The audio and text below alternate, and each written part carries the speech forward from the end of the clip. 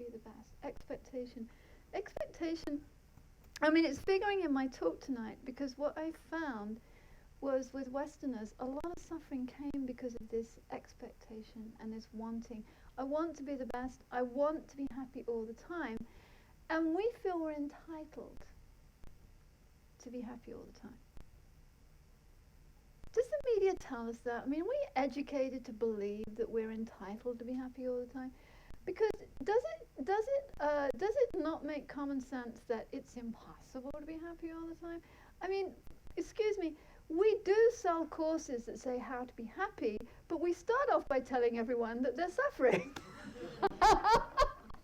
You know, I was teaching a 10-day course in Copan last year, and there's like over 100 people, and this one guy, he came from Mauritius. He was like a top lawyer in Mauritius, very successful, very affluent. And I start off, you know, in Buddhism, we start off with the first noble truth, suffering. And so we're talking about suffering, and we're talking about attachment, we're talking about all these things that cause us to suffer. And at the end of the course, he comes and says, you know, I enjoy this Buddhism, but I don't like to hear all the time about suffering. I come here because I want to be happy. You all the time talking suffering. So it turns out he bought this Matthew Ricard book, you know, Matthew Ricard, the happiest man in the world. An amazing, incredible monk, you know, really very realized Western monk. So he wrote a book about, is it called Happiness? They call him, I mean, I think it's just called Happiness. And he knows about happiness, you know, this is very, very, but so he bought this book, you know, Mathieu Ricard's French, so he read it. So he thought, oh, this Buddhism's interesting, I'll go and do a Buddhist course. So he comes to the Buddhist course, and there he is, he said, days and days listening to suffering. He's like, I came to be happy, and you talk about suffering.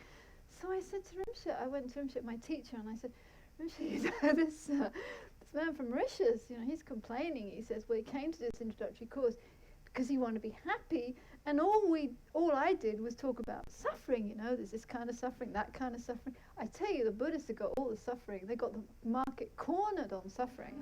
Really. They got it all defined and laid down and everything. What's the first noble truth? Of course, the three more truths, right? And you know, Rinpoche said to me, he said, the thing is that Westerners just don't know what happiness is. He said, when they hear happiness, they only think of one kind of happiness. And there are so many kinds of happiness they don't even know about. They're not aware of, they don't know about, they've never experienced. There are levels of happiness which are simply unknown to our minds. Why? Because we're so focused on the external happiness and we grasp at that. We don't realize all these levels of happiness that can be realized from our own mind. And these levels of happiness to be realized from our own minds, really, you know, they start to come when you let go of all the causes of suffering. They don't come from outside. They're not coming from outside, which is like a shock. Because, you know, generally for Westerners, we have this notion, I am a Westerner, so you can shout and scream at me, but I mean, I am a Westerner, so I'm talking from my own experience. There is this kind of thing that, you know, the problem is outside, the solution is outside, and somebody else is to blame. I tell you, over 30 years I've been involved with Buddhism, and I still want to blame somebody else for my problems. I really do. Well, I don't, actually. But it's just, it's habitual, it's automatic. I remember when I was living in California, and, you know, I learned to drive quite late in life, so you might think twice before you say to me, please borrow my car. I'm always shocked when people say that to me. We never do that in England. Americans are so generous with their cars. Anyway, so we had a car at the centre, and I learned to drive in a week and got my test, and then, you know, when I was about 40 or something, because I had to, I was living in Singapore, I had to. So anyway, so we had this car, so I remember one time getting in the car, it was nighttime, getting in the car, and then turning on the ignition and putting my foot down the pedal, wham, straight into the tree behind. And my immediate thought was, who put that tree there? You know? And if you're going to put a tree behind, a parking space, at least it should have a reflector on it. That's fair, isn't it? It's nothing to do with me. It's not my fault. I should pursue this and sue. Well, I can't really sue the centre, can I? But that's how automatic it is to want to think there's something out there that is the problem. Not my mind. It's not me. I'm not the one. And, we become so invested in this. And we have such a sense of entitlement that I should be happy all the time. And that's part of the problem.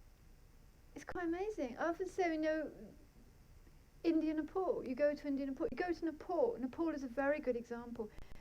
In Nepal, Bodha, for example, just outside Kathmandu, is a big stupa. And you see the tourists coming, and they're glorious, actually, because the kind of food that we eat in the West is very nutritious, it's very sustaining, and the kind of food that they eat in India and Nepal is generally very low nutrition, Is that how you say it? Nutrition is very weak. I know, because if I stay too long there, my whole system will go down. And when I see people coming from the West, they have this almost glorious appearance, like deities. In the text we talk about these deities that kind of radiate. It's almost like that when you see Westerners who just come from the West. Indians and Nepalis, they can spot them immediately. I can spot them too, because you radiate this kind of glow because you're so healthy. You've been eating nutritious food. So, you see the Westerners, and they've got nice clothes, expensive cameras, iPads these days. Everyone is taking pictures and movies with iPads, and strolling along, walking around the stupa in groups with nice packs and da-da-da-da-da. And these miserable looks on their faces. And they don't look happy. And then you see the Nepalis, and they're living this very, living in these primitive places. It's a very hard life. They don't have much joy. It's a poor economy, blah, blah, blah. And they always seem kind of happy. Very gentle, very soft. They have kind of sweet people. I don't know if you've met Nepalis, but they're very sweet people. And I often say, well, I asked my friend, actually, who did one of these tours, I said, why is it that when you see all these tourists, they look so miserable when they're doing these holidays that cost thousands of dollars? They've worked all year, they did thousands of dollars, they stay in 5-star hotels, they have the best. Why do they look so miserable when they walk around in these packs? And he said, oh, I know, I did one of those. He said, because everything is dirty. And all these people who come up to you are dirty. And everything is dirty, and they've probably got, an upset stomach, and it's like, everything is like different and dirty, and you can only put so much of a fence around you. But there is this huge difference with the Nepalis is they don't have any sense of entitlement, that life should be happy, or that they will be happy, or that they will have anything. And that's one thing we have. We feel entitled to have happiness. We feel that people ought to make us happy, life should make us happy, and people should do what we want. Don't we? I often say to the people who do the courses, why should people do what you want? Why should anybody do what you want? Why should anybody do what you want? Why should other people be there to make you happy? Why? It's interesting, isn't it? Why? Really, why? Why should my mother and father be there to make me happy? They've gone, actually. But why?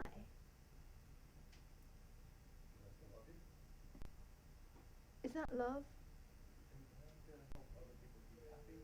Yeah, but you see, what is the happiness? It tends to be materialistic. And I see parents buying their children's love. Like, I want you to be happy, therefore I will give you another ice cream, I'll buy you the favorite food. And it ends up the food, I see American kids, okay, sometimes they say provocative things, but I don't mean it to be provocative, it's just what I see. I'm very straightforward. Actually English, can you believe? I used to be so polite and careful what I said. I came to America and I learned to just get rid of all of that. I mean, I was shocked when I first came to work in America. I came to work in, but I was shocked by how Americans behaved. In England, we don't say straight out what we think. We don't. We go around and around in circles. Mongolians are even worse. They go around and around in circles for a day. We do it for a couple of hours. They do it all. They do it forever. Okay, Kimber knows that. So you never find out what they're saying, but they know what they're saying. You know, we know what we're saying. So in America, when people are very straightforward, we think, wow, if that's what they're saying, what do they mean? Anyway, so I see, so even the kind of food that kids eat is like all this sort of comfort junky food. You know, you give them what they want, but that's not love. Giving somebody everything they want is not love. That's not love. Love is really caring about the other person in every possible way. It's like always calling somebody princess and saying they're special, special, special.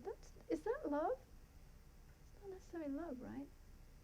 I mean, this is part of the problem. So I see kids scared of their children, trying to buy their love, scared their kids will reject them if they don't give them enough. I mean, emotional blackmail I see going on. I see parents who are so scared of their children not loving them. To me, that means the parent is totally emotionally insecure and doesn't understand what love is. So how was their parent, and how will these kids be when they become parents? So, you know, I said to you in these courses, and it would come back again and again when, you know, after we finish attachment, they think about it a couple of days, and then they'll come for interviews and they'll say, you know, my mother, this, my father, they learn how to love by how their parents are. So if the parents are manipulative or clingy or needy, they learn that that is what love is. They go into relationships, and if the other person isn't clingy and needy, they think they don't love them. Or if they're not clingy and needy, they think that they're not showing love to the other person. Do you understand what I'm saying? It's very interesting. So I normally say to them, well, watch your parents and make sure you don't do the same thing. Because love is not about being clingy and needy. And that can be similar with the kids, you see. Loving kids is not necessarily giving them everything that they want when they want it. I mean, so I see that. I see that going on, and I see this need for love. This incredible need for love. Now, when there's a need for love, I mean a need, there's a problem, isn't there?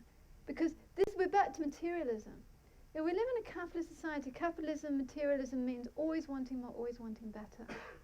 So we always look outside for more and for better. And if we don't do that, society starts to collapse. So it's a problem. As I often say, when I lived in America for many years, I would see, you know, hurricanes and fires and wars declared and blah, blah, blah. And the stock market just kept on going up and up and up. And I'm like, well, that's a bit strange. And then on Black Monday or Friday, or whatever that day is called, when everyone's supposed to go out and buy things. What day is that? Black Friday. It's Black Friday, is it? I mean, it sounds like the Black Death. Black Plague. It sounds like such a nasty thing, Black Friday. I can't believe you really call it that. Can't they call it like, you know, green black? And people literally get trampled over in the rush, don't they? You heard of that? They get trampled over and nobody stops. They just keep running over them. I shouldn't laugh. There's serious cases where people have died like this because they've been trampled to death because everyone was trying to get the bargain first. Anyway, so on Black Friday, if not enough people went shopping, you know, the whole system starts to collapse because now we've got a problem. Everyone's got to always want more and always want better. That's why I always say in America, the solution to every problem is buy a new car. You know, you got a problem, relationship problem.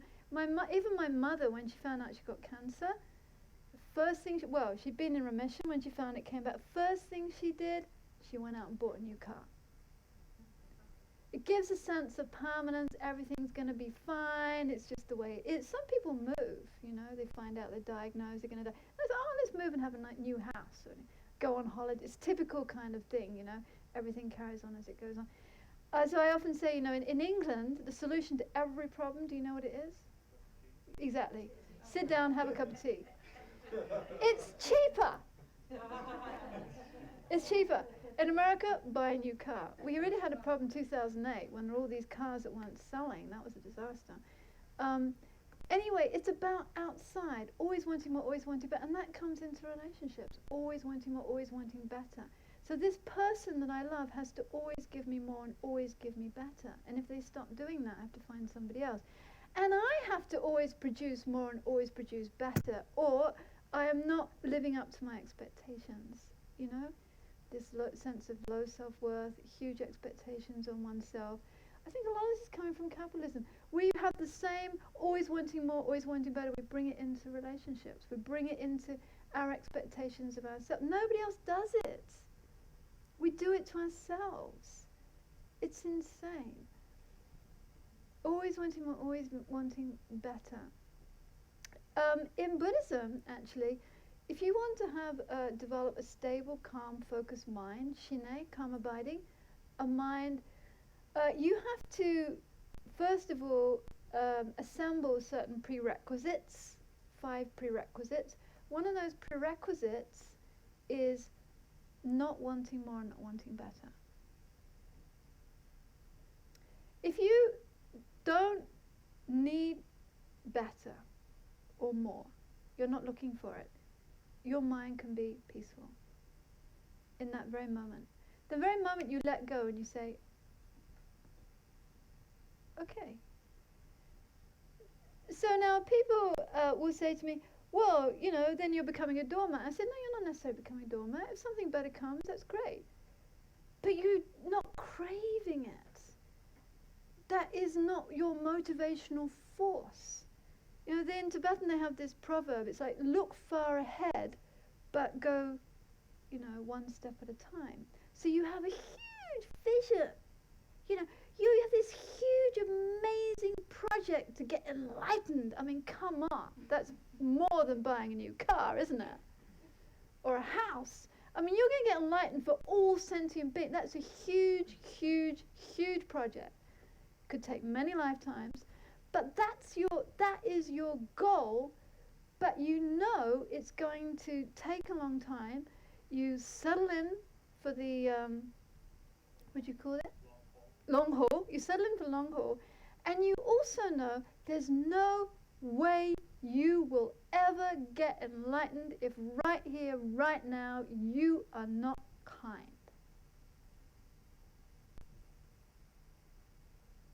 Yeah? You want to get enlightened for all sentient beings. Why? Because you want to be able to bring every living being to happen. That's why you get enlightened. You don't get enlightened because then, you know, you've done better than other people. You know, I got enlightened first. You know? Yeah, well, you might have a nice car, but I'm enlightened. It's not like that, right? The purpose of getting enlightened, there's 2 purposes, and one is your own purpose, the other is others. The main reason to get enlightened is so you can benefit others. But you're never going to happen if you're not benefiting others right here, right now. So the very cause will bring the huge result, and the very result will not come if you're not right here, right now, working on it, you see? Like, if you think, oh, I'm going to get enlightened, but I can't stand this person, I'm going to be really nasty along the way, I mean, it's not going to happen, you see?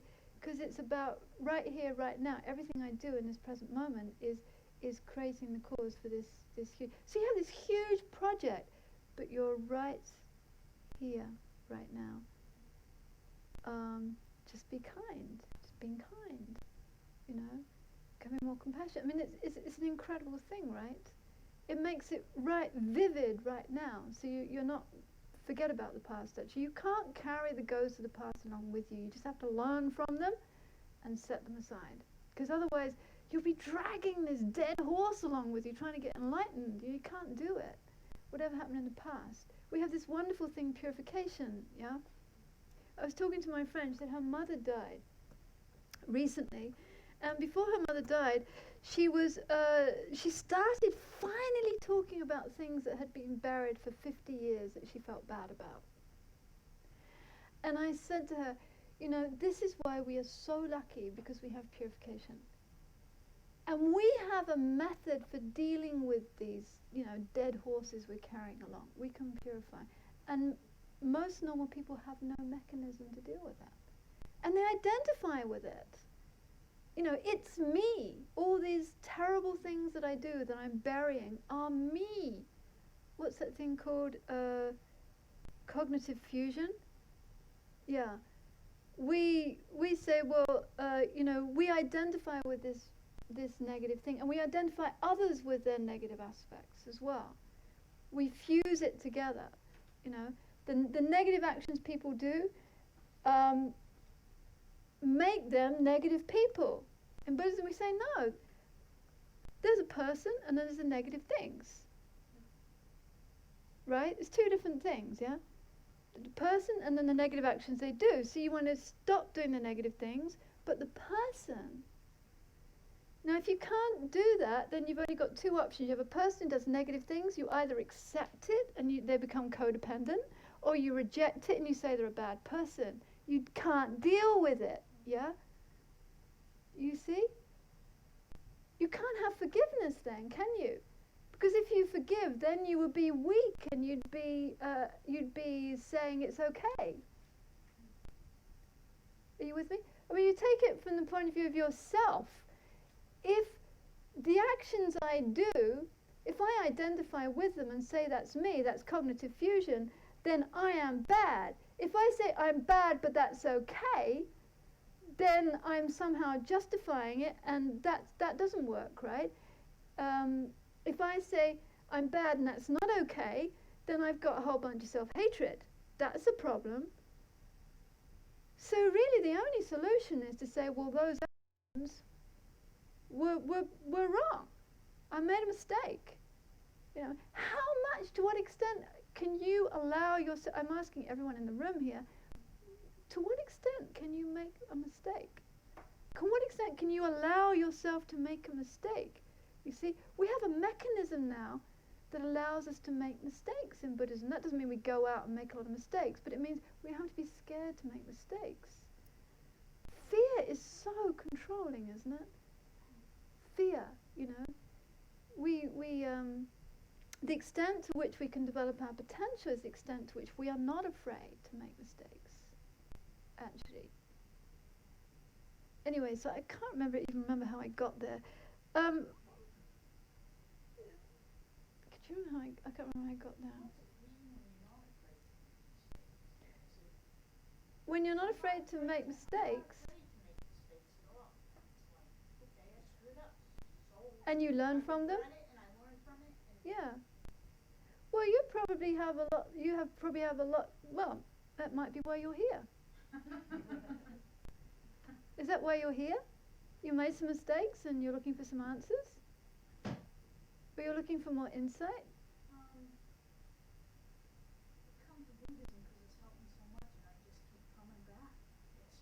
Yes, giving you some answers about your mind, right?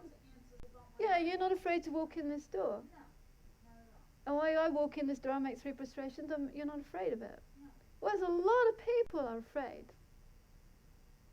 A lot of people are afraid. For a lot of people, they have to reach the lowest level until they will walk in this door and I make 3 prostrations and they will sit down and listen. I was that way 10 years ago when I walked into a Buddhist center. I was at the lowest level I could be at. But today... So you have less fear now of making mistakes? Yeah, when I came in, I had lots of mistakes. Now if I make a mistake, it's okay. I'm not perfect. Oh, well that's good, isn't it? I mean, that's progress, isn't it? Yeah. And then you have so many more options. Okay, so what I actually wanted to get to in this talk was I wanted to share with you. You know, I went to a talk. I was at Lana Medicine Buddha, and Dr. Chunan Lai, she had invited a past life therapist.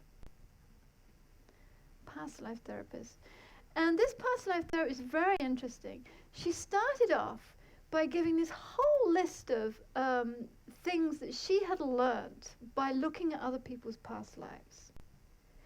And it was interesting because she started to talk like that, and then she went on to actually, people would stand up and they would say their problem. She'd look at them and she'd say, well, in your past life you were this, and that's why this. And there was always some kind of relationship between what she was saying and the problem they're experiencing now. It was very interesting. It was quite mesmerizing. I was impressed by some of the things she said.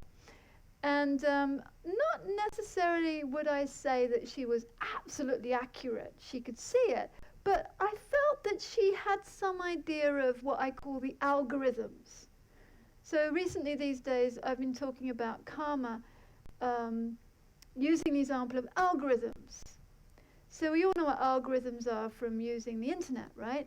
If I click on this, it's going to give me more of this, this, and this. So in my Facebook or I guess Facebook is a good, or my Googling, if I tend to click in Facebook, it will send me a lot more of similar things.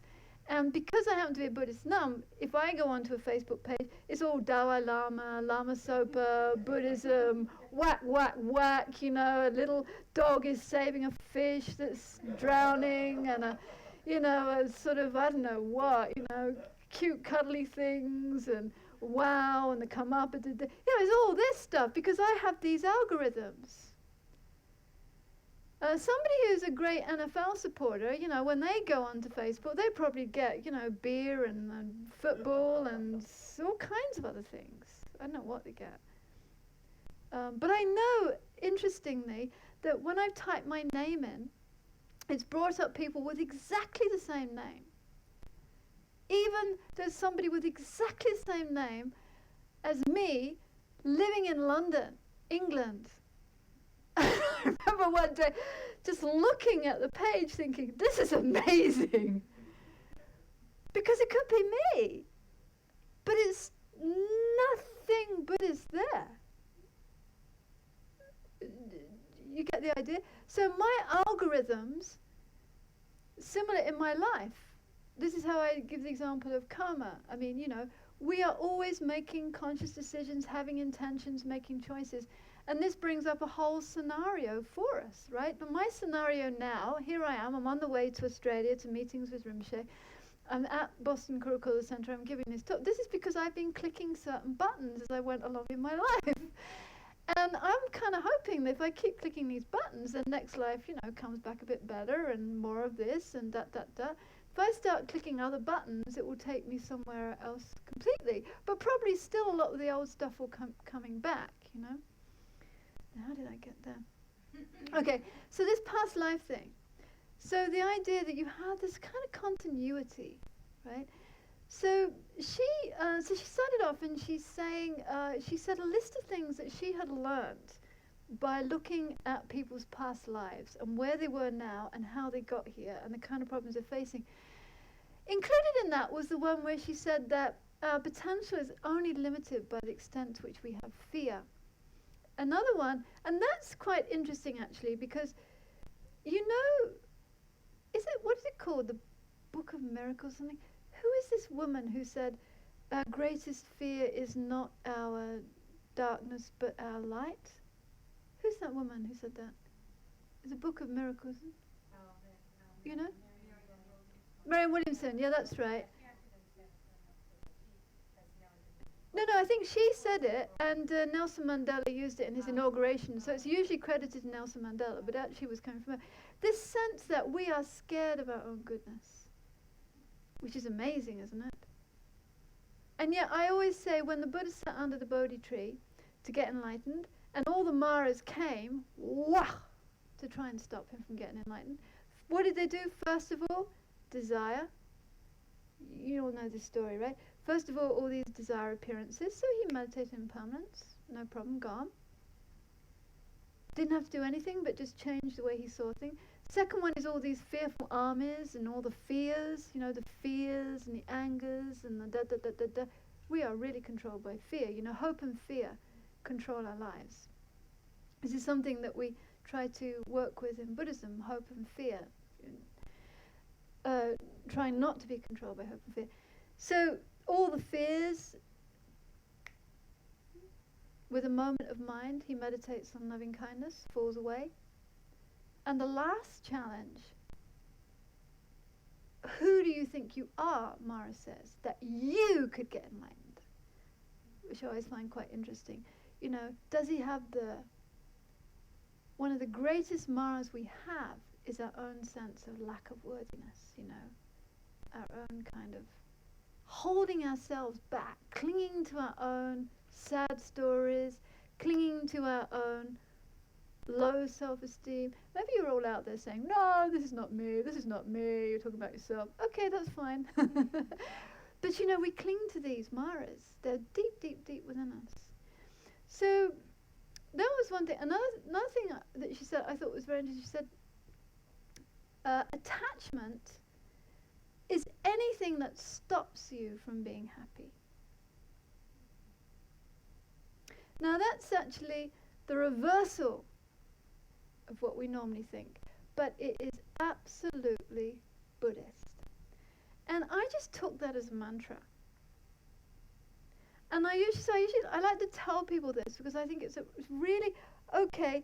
There is this thing that comes up in us and says, this Buddhist now is going to talk about attachment. Oh God, these Buddhists are always going on about attachment. They're just going to take everything away from me. But it's very interesting because what is it that stops us from enjoying things? Or even within relationships, when we start getting clingy or needy, or every time when you come and you sit down and there's something going on and you look and you say, what is it I'm attached to? Something I'm attached to that's stopping me from being happy, even in the most perfect situation. I found it really helpful. Was that the subject of the talk? What's wrong with attachment? Everyone here can answer it right away. I mean, what did you deal with today? Did you have any arguments today? Whenever you get angry, one of the easiest ways to find out what's wrong is look at your own expectations. What was I expecting? I mean, this is a huge one. What I said before, why am I entitled to be happy all the time? It's not even realistic. And when you go to other cultures, I've had this conversation many times with Kimber about Mongolians, they don't have any sense of entitlement that they'll always be happy. They don't at all. They know their lives are going to be full of suffering and misery. If something good happens, they enjoy it to its fullest. And when it goes, they just think how fortunate they were that it happened. Westerners expect that it's always going to be good, and when it goes, they get upset and angry. Why did it finish? Why was it taken away from? It's interesting. That mind that has a sense of expectation, entitlement, suffers. And no matter how much happiness it has, it's always going to suffer, because within that happiness, it's just set up to suffer, because it's going to finish. That mind that doesn't feel entitled or expect is not attached to things being a certain way. Doesn't suffer.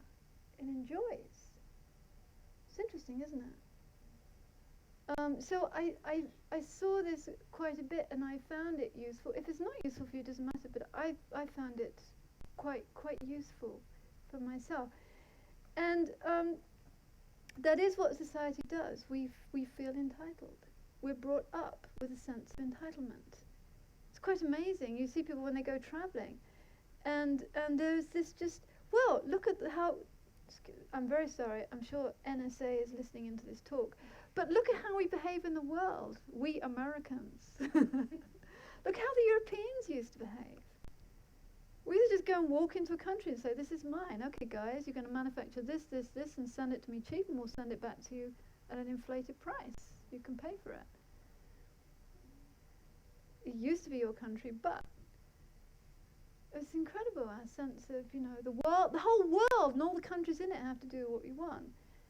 And of course it's so complicated because it doesn't happen that way. And we can't understand why they don't want to do everything the way America wants them to do it. Why shouldn't they? I mean, everything is reported in the media from America's viewpoint. I was living in Mongolia, and my television stations were from Inner Mongolia, China, or Russia. And the way that I look back at America, I was thinking, oh, America's suffering, that's good. It's incredible because you guys are working us to death so you can have cheap things. Rooms full of cheap things. It's incredible. What's not to hate? I mean, that's a strong word, right? I'm being provocative. But I remember, but this is how people obviously view. And you got to think that people in third world countries who watch the movies, and it looks like every American has a beautiful house, an incredible car, they live at the beach, it's sunny all the time, they go to these amazing restaurants, they have these designer clothes, they have these extraordinary bodies, and they must be happy all the time.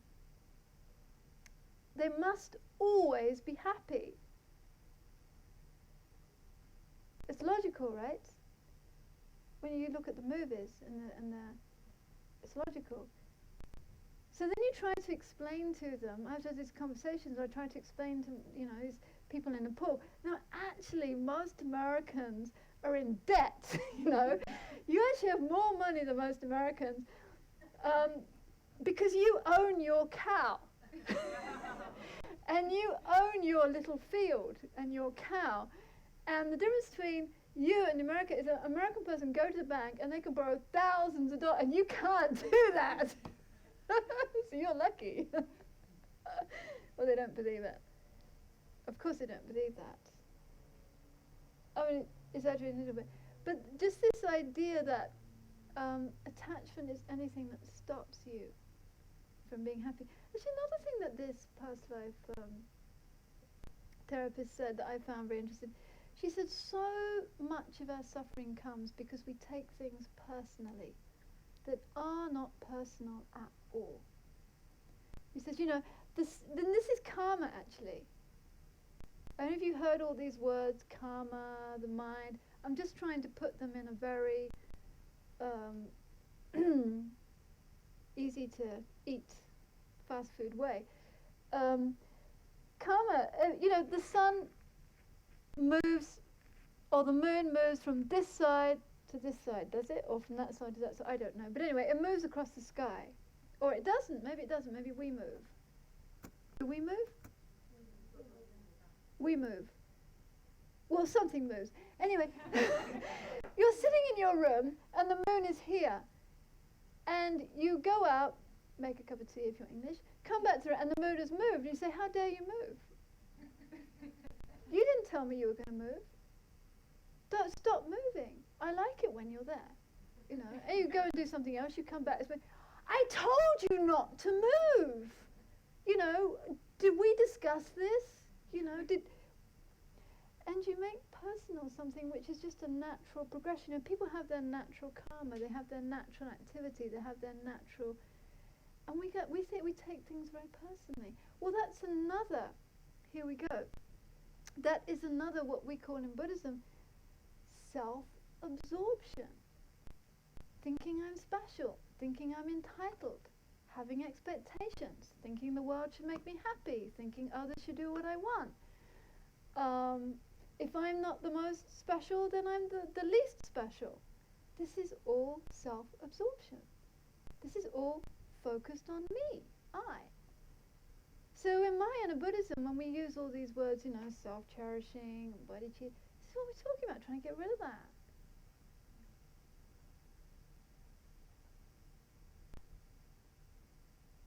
Actually, one of the biggest attachments, the hardest attachment to deal with, is to one's own opinions. Somebody told me, I was at the beach in North Carolina and staying with some friends, and they said, are you going to go swimming? And I said, well, yeah, but I'm going to eat first, so then I'll wait for half an hour. And they said, oh, that's an old wives' tale. No, it's told by my mum. I can't go swimming. To wait half an hour after. Were you told that when you were young? And they said that's completely not true. Google it, the solution to everything these days. Google it. So I'm not going to go swimming for half an hour. I Googled it, and sure enough, they said it's nonsense. one of those things that we were told when we were young. But, there's this attachment there because you were told so many opinions and thoughts and feelings that we get attached into. That's why, as I say, when I start off and you talk about, you explain to young people that attachment, clinging, constantly needing the other person to tell you that they love you. How many times do you need to be told? Because if you need to be told that many times, forget the relationship. It's never going to work. No, it's too exhausting. Because once is enough, right? If the person means it. Because it's this always wanting more and always wanting better. Am I still making you happy? I saw that with a parent, always saying to the child, "Are you happy? Are you happy?" And the child was so manipulative to the parent.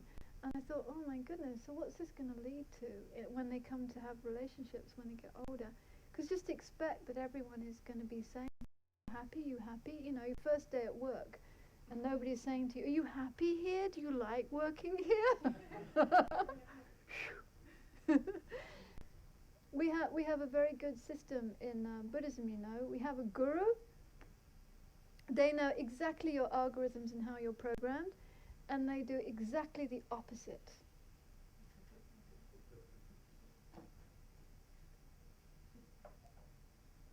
Gradually break down all of that so you can be free. But you know that you're loved. So this, I've probably said enough, it's 8:22. I mean, I can go on all night and that wouldn't be very kind on you. But it's just like a collection of stories and things like that. If anyone has any questions or anything they'd like to say or disagree with. No, attachment is what really makes me happy, that's fine.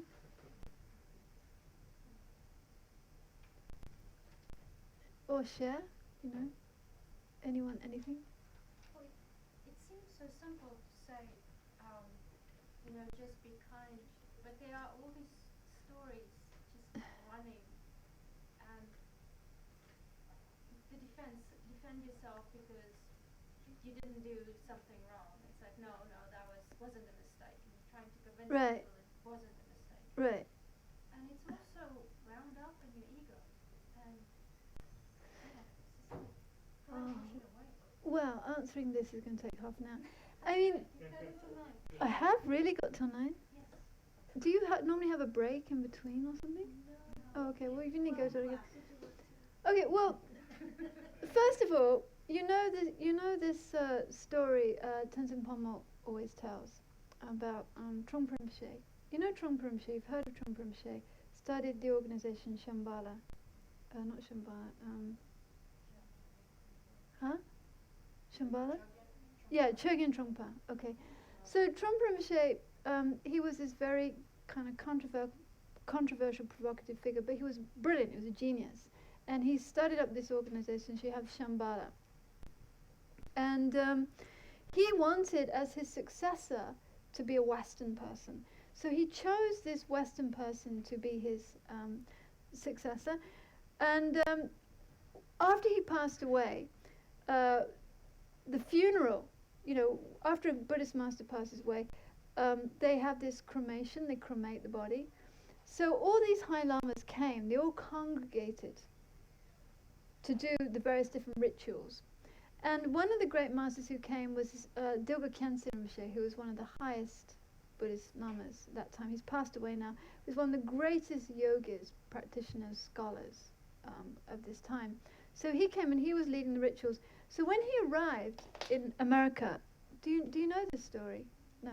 Okay, so when he arrived in America, he said to the successor, the regent, he said, "Now, you have been given a very important responsibility as the head of this organization. So therefore, before I leave, you're going to be responsible for the spiritual welfare of thousands of students. So before I leave, I want to give you a very special teaching. So the regent was thinking, as American guy, so he was thinking, well, that's right, isn't it? I'm going to be I'm the spiritual heir, Trungpa Rinpoche. I'm going to be in charge of the organization, 1,000 students. So it's right that he should give me some kind of special transmissions and teachings. So Dil Khyentse Rinpoche said, I will call you when the time is right. And then you come. This is going to be a one-on-one transmission just for him. So the days go by, and they have, they're cremating the holy body and all these other different rituals and pujas and prayers and everything like that they do so that the Lama, will return. And nothing happens. He doesn't get called. So he gets to the last night before Khyentse Rinpoche is leaving. And he thinks to himself, well, probably he just didn't have time. And he'll call me to Kathmandu or to Bhutan, and he'll give the special teaching there. So he goes to bed, and it's 3 o'clock in the morning. Everyone's gone to sleep. The next morning, early, Khyentse Rinpoche is going to be going back to Bhutan. 3 o'clock in the morning, and there's on the door.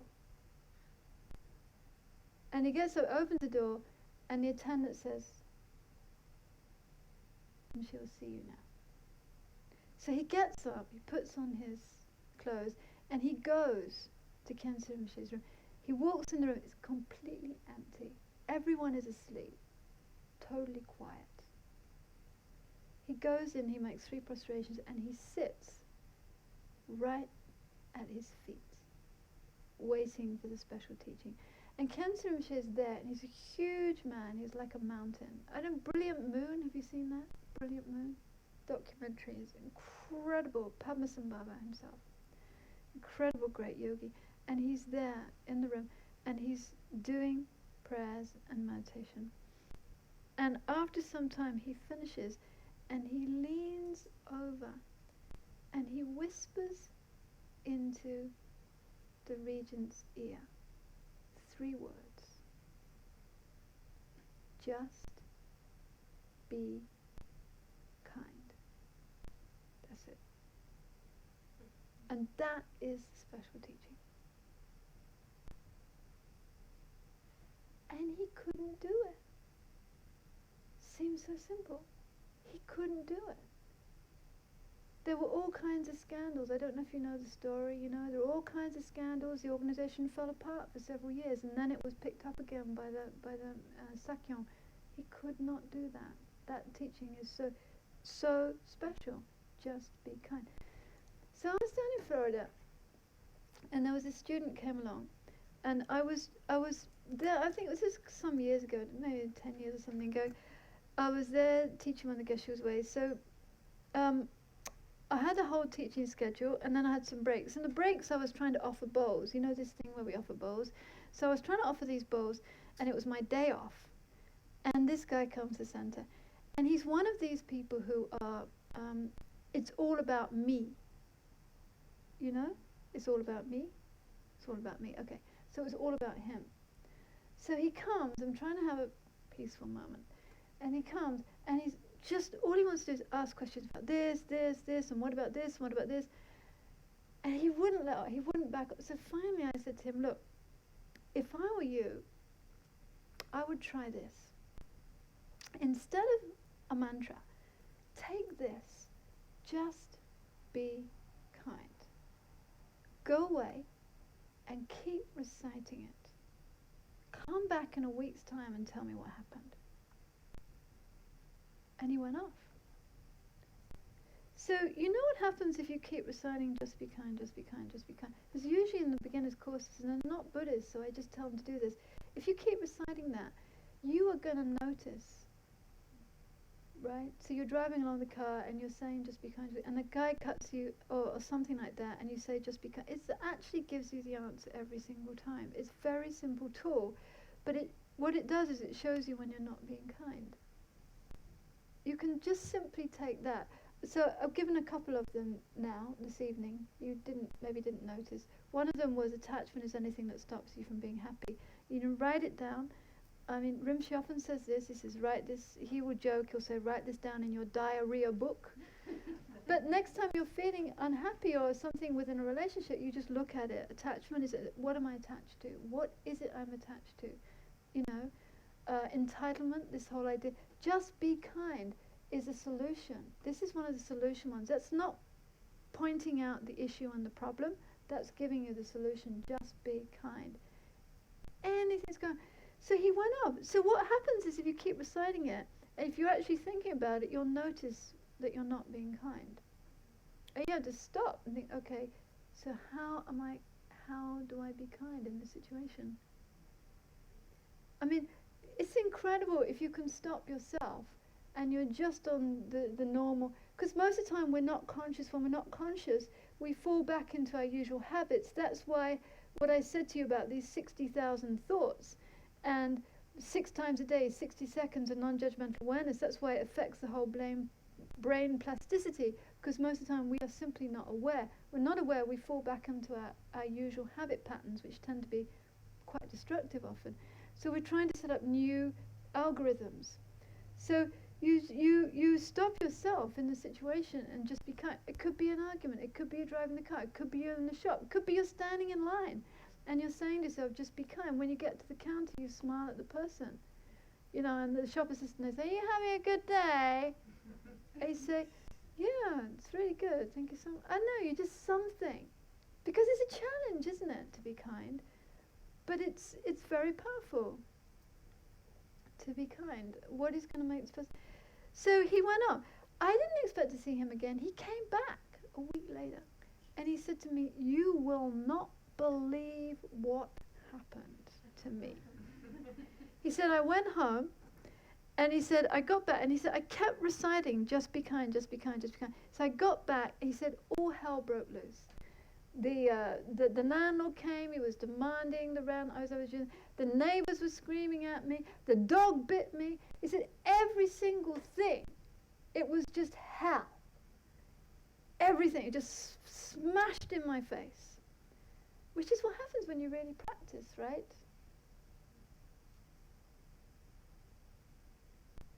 And then he said, after I kept repeating, just be kind, just be kind. He said, after a few days, he said, everything started to change. The landlord came and he said, that's okay, that's fine, I can wait a bit longer. And the neighbours baked me some cookies, and they came over. They said, oh, I'm sorry, we're just having a bad day. And the dog came up wagging his tail, and it all just transformed because he'd gone through it. But he went through it in a different way.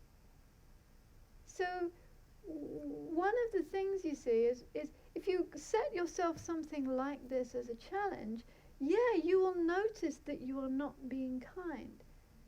But you need a tool. It's like, I can't quite think of the word for it. It's like, what is there a word for it? An anchor. You need some tool. And a tool can be something like that, you know, just be kind.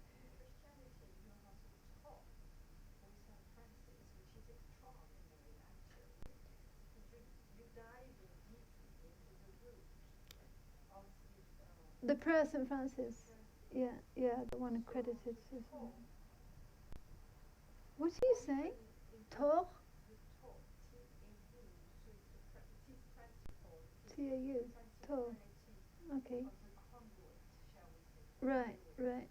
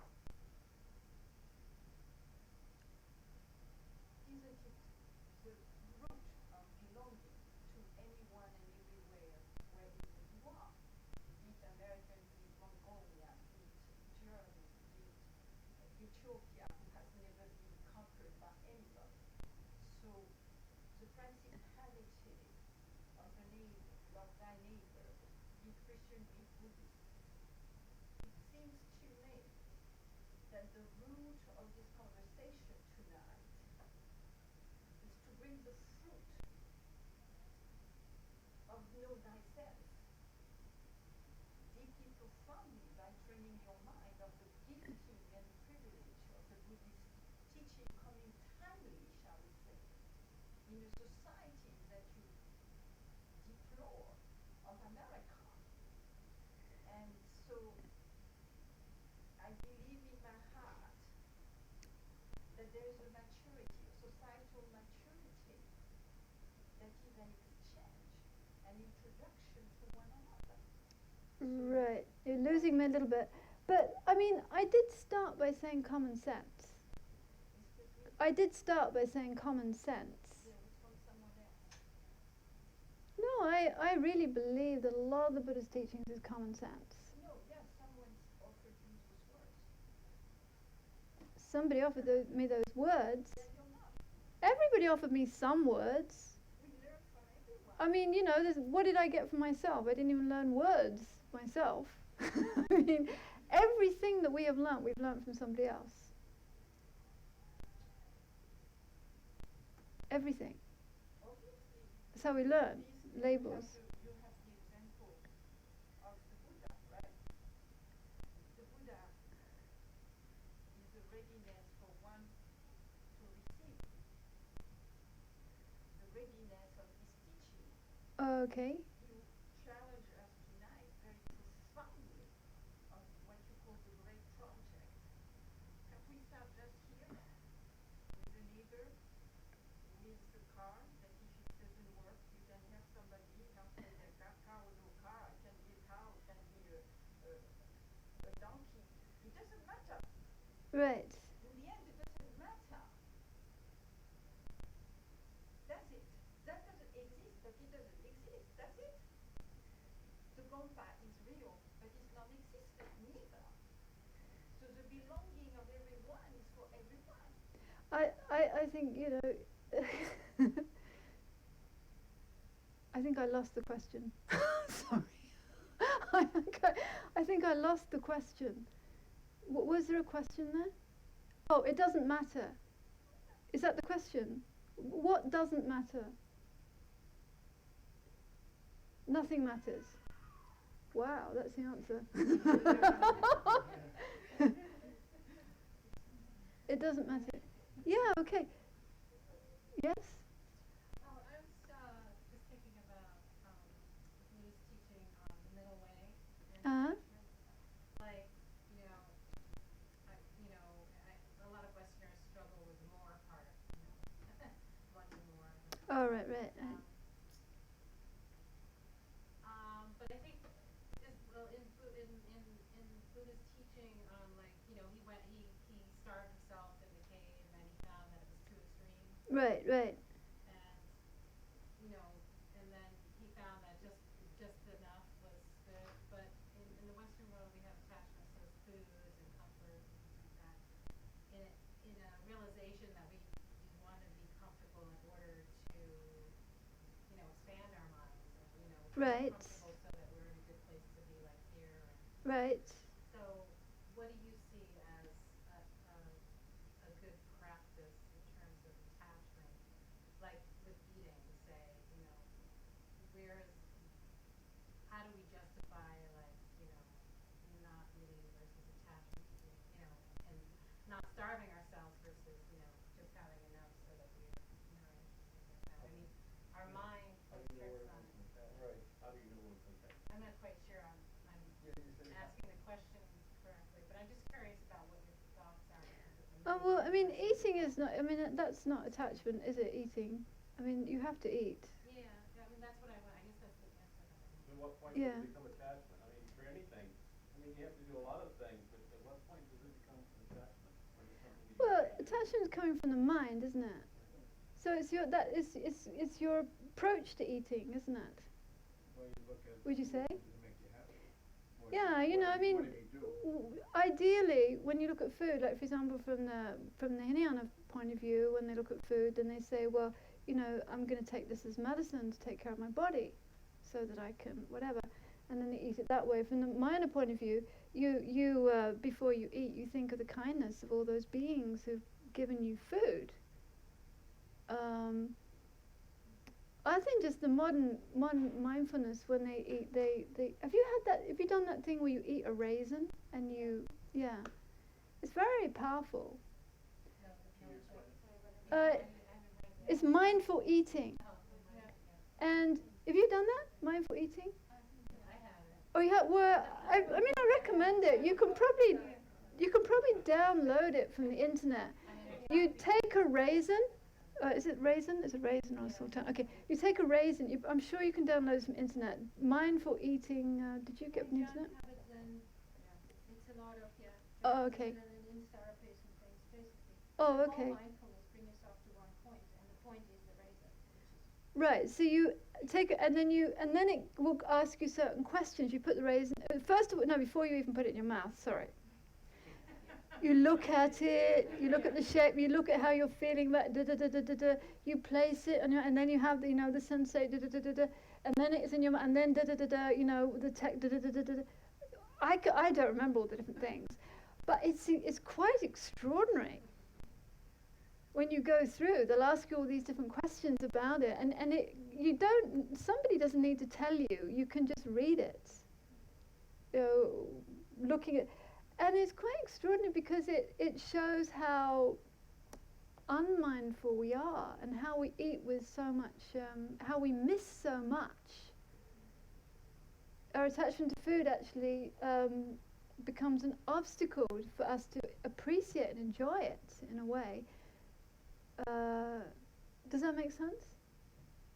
Yeah. So this is just about, coming back to a relationship with the food and the whole process of what it tastes like and the sensations and everything like that, which is quite interesting. What other attachments? What could you give us for examples of being too attached or not attached? Can you explain attachment? Attachment is, we define attachment as when you project onto something qualities that it doesn't have, or exaggerate qualities that it has. And so either you project onto something qualities that it doesn't have, and then you don't want to be separated from it, or you exaggerate qualities that it does have, and then you don't want to be separated from it. So it involves projection, exaggeration, and clinging. So attachment is the opposite to aversion. Aversion projects onto something negative aspects it doesn't have, and then it wants to be separated from it, or exaggerates the negative aspects that are there, and then it wants to be separated from it. So in our minds, with every moment of awareness, generally, like for us, with awareness, along with awareness comes feeling. And with feeling you have pleasant, unpleasant, and neutral. Now, when you come to a certain point of evolution with your mind, you will have pleasant feelings, unpleasant feelings, and neutral feelings, but you will not be affected by them, right? But what we do is we are affected by the pleasant ones, and we project onto something that gives us a pleasant feeling that it's a good object, and we want it. And that brings about, craving, grasping, wanting, clinging. And of course, because it gave us a pleasant feeling, so we projected good onto it. But of course, we know that the object in and of itself is not necessarily good, and doesn't necessarily bring us more pleasure, and doesn't necessarily continue to bring us pleasure. Do you see? So we are projecting onto the object because we get a pleasant feeling. But that pleasant feeling doesn't last, doesn't totally satisfy us, and sets us up to cling and grasp and want more.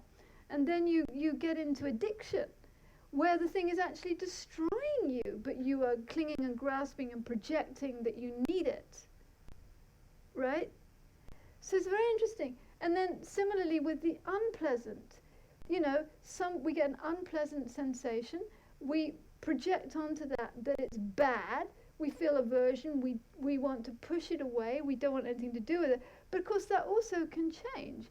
So what I was talking about before with this cognitive fusion, we fuse our experience with the object, and we use our experience to define the object and categorize the object. A very obvious way of explaining this is in terms of friend, enemy, and stranger, which is a meditation we do a lot. Just to try and equalize our feelings towards others, because we walk into a room like this. Now, I do know some people, but most people I don't know, right? And there's 7 billion people on this planet. We have everyone in one of these boxes: like, don't care. So the majority, the most number of billions, are in the don't care.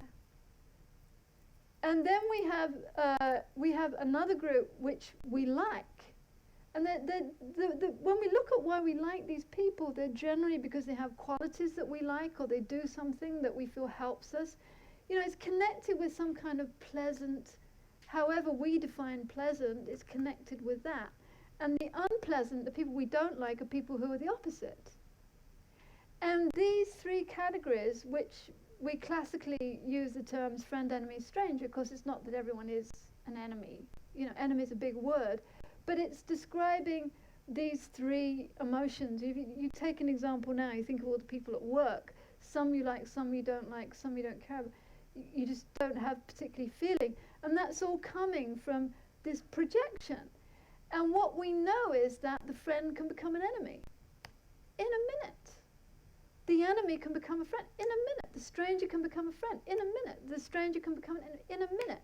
So we know that these categories are definitely not fixed. And when we actually sit down and meditate, we find that why we put them in these particular categories is because of this feeling we had. They did something that I liked. And of course, most people bounce backwards and forwards. You take a relationship. Within a relationship, someone you passionately love can easily and quickly become someone you passionately hate. You know, the person you love the most in the world can become the person you hate the most in the world. So where is that coming from? Is that coming from the object?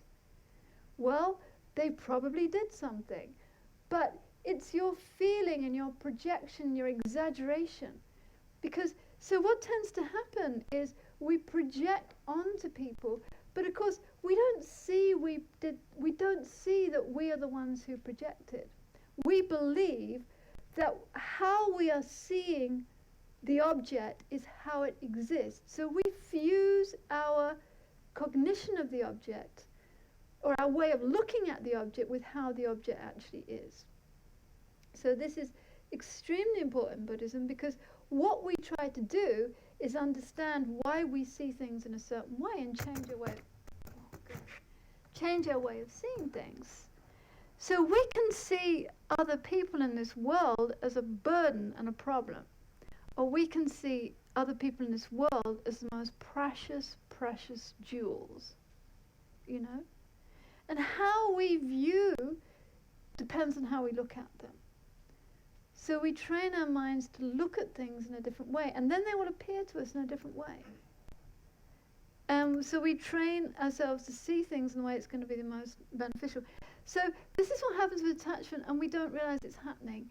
So we project onto something like, I need this. I cannot be separated from this.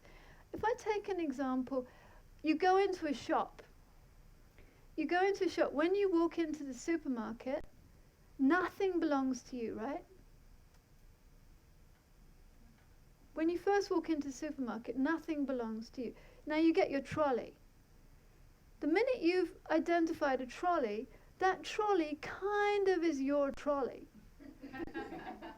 It's not going to be your trolley when you leave. You're not going to, it's like, but that's kind of the designated place you're going to put your things. If somebody else starts putting things, excuse me, that's my trolley. You just put something, it's not your trolley at all. But you project, so then you walk along the aisles and nothing belongs to you. But the minute you put in your trolley, there's a sense of mine starts to come. By the time you get to the checkout, you've already got a certain sense of these are my things, but you haven't paid for them yet. Now, if you pick up the bottle of wine, for example, and it falls out of your hand before you pay for it, you'll be like, oh, well, that's not mine, right? I haven't paid for it yet. But once you've gone through the checkout and you're unloading from your supermarket trolley to your car and you drop it, then you're going to be really upset because then it is mine. Now the interesting thing is, at what point does that label mine start to become very solid? I remember some years ago, I was in New Zealand, and I wanted to try this experiment. At what point does something become mine? And of course, once it gets involved with the whole ego sphere, this whole notion of you're taking something that belongs to me, or this is mine, becomes very strong. Now, this is important because this is what we do to other people. They become mine. They're not ours. I'm sorry. I'm saying like, but then people don't, you don't own other people. You make a commitment to them, yes, but when you start, having attachment, you're mine, and then all the expectation, you're always going to make me happy, you're always going to look at me, you're always going to love me, you're not going to love other people, you're not going to even spend time with other people, you're not going to be attracted to other people if you're attracted to other people. There's all these conditions because you belong to me now. And so I have a whole lot of expectations because you are mine. And the other person has expectations because you, then it starts to become complicated, because let's say the other person, and let's say it's not even particularly personal, but something starts, you start clinging at this other person, you start becoming very needy, you start being demanding, you start being dependent on that person. That means that you're not capable of supporting yourself, and you're using the other person to fill the gap within you that is never ever going to be filled. So I always say, when we're talking about love, there is always going to be a certain amount of attachment in it, but the ideal situation is you are confident in and of yourself, and from that space you give to the other person, you share with the other person, you make a commitment to the other person, right? But not that you are not confident in and of yourself. You're extremely needy and you're looking for someone to fill that gap. I don't know, there was a movie some years ago, it was on Jerry Maguire, and in that movie, I don't know if you saw it, but Tom Cruise, is it? And there's Renée Zellweger, and there's a point where Tom Cruise suddenly realizes that he, I watch my movies on the airplane usually, so I watched this one. There was some point where Tom Cruise suddenly realized he loves Renée Zellweger and he hasn't told her. And he runs into the room or something like that, and he tells her. And he says to her, "You complete me," right? And that line went viral. And I watched the movie, and the minute he said, "You complete me," which I just thought, this is going to be a disaster. It's going to be a disaster because nobody else can complete you. You have to be in and of yourself. You have to be, and then from that point of view, you love the other person unconditionally. So other people don't always make you happy. Maybe you have relationships where they do, but generally they don't. And that is what a relationship is. That you go through those times because you love that other person. You want them to be happy. You're prepared to put the effort in when they're not making you happy, when they're doing what you don't want, when they're doing everything that you don't want, but you still can love you, when they disappoint you, when you're disillusioned, when you're, all these things that do not come in our set of requirements, they don't fulfill, that you still can love them unconditionally, and you can help them through all the difficult things. So generally, with this whole idea of there's a projection on the person, they're going to make me happy, they're always going to make me happy. Of course they don't. They will sometimes make you totally miserable and suicidal. But can you keep loving them through that? Suicidal is maybe a big word, but this is what happens with attachment. When attachment doesn't get what it wants, or when it loses what it's dependent on, it feels like it's lost the world. And it's like it cannot see. It's like when you decide that things have to be this way, I have to be with this, but when you can't do that anymore, it's like the whole world is finished, because your whole world is going in a certain direction and you can't see any alternative. It's like every door closed. You can't see around the corners. It just feels like everything's finished. Now everything is finished. It's it, that's it, it's gone. It's finished. I mean, it's a common feeling that comes with attachment. We're not saying it's wrong. We're saying it stops you from being happy. Stops you from being happy. Yeah, well, yeah, it stops you from growing, but then if you can see that what's stopping me from being happy in this relationship, what's stopping me from growing is that I'm clinging to things. I'm being needy, I'm being dependent, I'm clinging, I'm projecting, I have all these expectations, I have this whole sense of entitlement. This is all coming from attachment. Love is wanting the other person to be happy unconditionally, and then you're prepared to go through those. So anyway, I was saying, I was in the shop, it was in New Zealand, and I went to this tourist souvenir shop. I wanted to find out when I felt that something became mine. I had already thought about it, and I thought, it will become mine when I've given the money. But there's subtle levels of it becoming mine before I give the money. But this is true, right? This happens in relationships. And this happens with parents and children too, that the parents believe they own the children. And, I've done so much for you. And children believe they own the parents. I don't know what. It happens all over the place. All these things. And it will stop you from being happy. I often say my father, I didn't finish that, sorry. But I wanted to give an example. My parents, they're both dead now, a long time ago. When I was 22 and I said I'm buying a one-way ticket to Delhi and I'm not coming back for many years, I've got to go and find the meaning of life. Now, both my parents, they loved me unconditionally. My father said, that's great, what do you need? What can I buy you? When he was happy because he didn't have the chance to do that, and I did.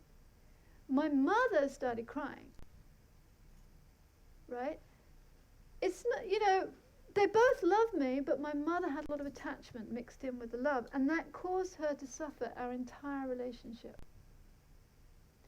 And she thought that's what love was. She thought, if I don't cry, then I don't love her. But my father really, really loved me, and he didn't cry. He just wanted to know how he could help me, And of course he was sad to see me go, but it wasn't over, he was also happy. But for my mother, the attachment just overwhelmed any sense of, wow, great, my daughter is growing up, and she's leaving the house, and we've got our lives back again. No, it's like now, 24/7, 365, I'm going to be worrying. She's gone. There's nothing left in my world now. The children have gone. That's it, finished. So so I'm in the tourist shop, and I picked up some postcards, and I went to the checkout, and when I had the postcards in my hand, I'm standing at the checkout, and the man took them, and he starts to ring it up, and I thought to myself, okay, once I've given him the money, and he has handed them back to me, they are mine. I will feel that now they are mine. Because they had nothing to do with me 10 minutes before, right? Nothing was mine. So the guy rings it up, he puts the postcards in the bag, and he hands it back to me, and he said, oh no, he took them, and he said, are these yours? And I said, not yet. Right? Then he rings it up, puts it in the bag, and he hands it back to me. And I'm standing there with the money thinking, it's almost now, it's almost now, it's almost now. And then he said, there we are, have them. I'm like, what? Don't do that! You spoiled the experiment. I said, I was this look of shock on my face. And he said, it's all right. He said, we've had the... I couldn't finish my experiment. But yes, I'm simplifying this evening. I'm simplifying for a reason, because, this is just I said this was an introductory talk, right? We said that was an introductory talk. So just some ideas about these, and of course they're very, very important. Attachment is very important, and it's what at the time of death, the fear comes up, we grasp. This is why we keep going. This is why we're in samsara, we won't get liberated. This is why we're clinging to this small happiness, we won't go to the greater happiness. And this is how it manifests. So, from a large perspective or from a small perspective, attachment is anything that stops you from being happy. Yeah? Did you ever feel them on your wrist? What, the cards? Yes. Yeah, well, I did, but I couldn't identify the actual moment. That was the thing. I was trying to sort of. They become more and more yours, don't they? You can try this experiment when you go shopping. Go to a shop when on the way home, buy a bottle of wine or some apples or something, chewing gum, and see at what point it becomes yours. It's not yours before you walk into the shop. I've had that happen where somebody had given me something I expected to pay for, Mm. and I never felt they were mine. I always felt they were just passing through. Oh, yeah, well, there is that one too, yeah. My father used to say that. You never really own anything, you're just a caretaker. Yeah.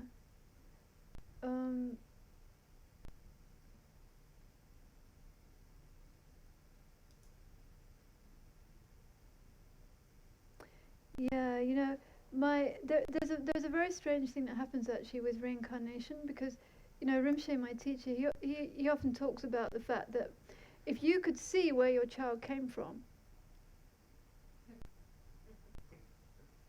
he gives an example. He says, past life there might have been a dog, a cat, a cow. You never look twice, and then it gets born to you, and he says, "My." It's incredible.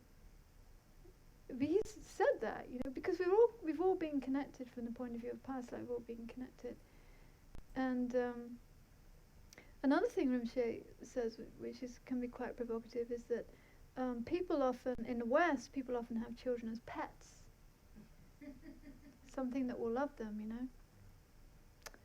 and you can dress it up and do things, and I mean it's a very heavy comment. Actually, in the East, they usually have children to work. You have kids to help take care of the animals in the farm. And so from a young age, they're hauling the water and they're taking care of the goats and everything like that. And try doing that with Western kids. In the West, they're there for different reasons. It's quite interesting, isn't it? Okay, so we definitely finished. It's 9 o'clock. It's 9:03. I'm sorry it was a bit long. It was very rambling and all over the place. I hope there's something there that is useful, and just sharing something. And if not, you can blame Marianne, not me. She asked me to come.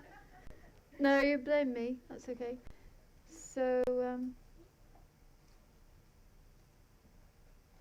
yeah, thank you very much for coming, and have a good night.